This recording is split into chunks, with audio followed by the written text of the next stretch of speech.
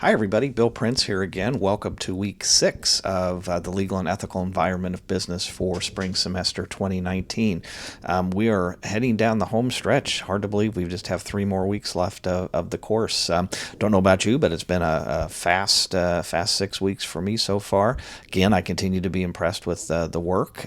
Some of this stuff is not easy. Some of these questions are hard. Some of this stuff really is, quite frankly, law school material. And I think by and large, you're doing an excellent job analyzing the questions and coming up with logical responses. While, again, some of the responses might not always be technically correct, as we've discussed before, in the law, there's not a lot of black and white. And so many times what I'm looking for is the reasoning process of how you got to an answer, whether you're incorporating the information that we learned rather than just the information, the answer itself. So again, so far so good, and I expect it will continue to be so.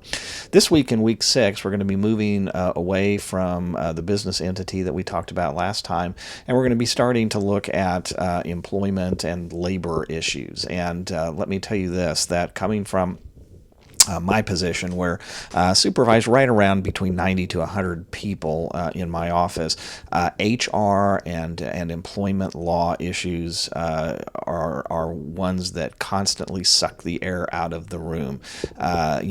Anytime that you deal with 2 or more people, there is always room for a dispute between them. People get hurt. People misinterpret policy.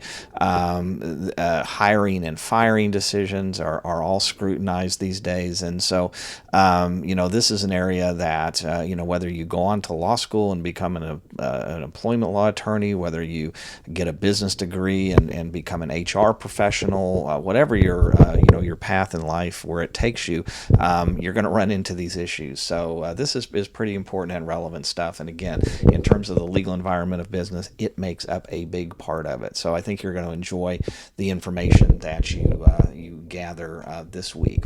So in terms of what we're going to be doing during week 6, let me get down to that. We, of course, will have our discussion question, as we do each and every week.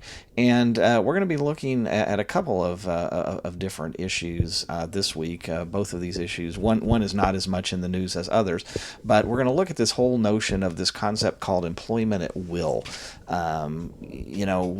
Historically, in the absence of an employment agreement, in other words, a contract between you and your employer, you were subject to being discharged for any reason, for the most part by the employer, and you were free to quit for most any reason. And as we will see, as time has gone on, more and more exceptions have been created to employment at will, and it's just not that easy to get rid of folks anymore. So we're going to be discussing that. And then the second issue, and this is one that really is more in the news and one that seemingly has been in our face for the last several years, and that's the issue about undocumented immigrants in the workforce.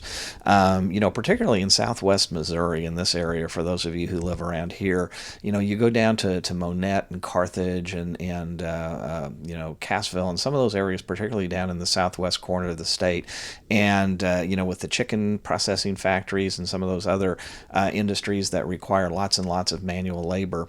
There are issues with undocumented folks down there working, and so many times it seems like the undocumented folks are the ones who catch the brunt of the law, when really maybe the businesses that are bringing these folks in and utilizing them and profiting from them should maybe be more on the hook. Don't know, but those are some questions that we're going to talk about this week, and again, the whole issue of immigration and workers, documented, undocumented, visas, work permits, all that kind of stuff. These are things that are going to be, I think, on the front burner of most businesses for the next little while anyway. So I think we'll have some good discussion on that for sure.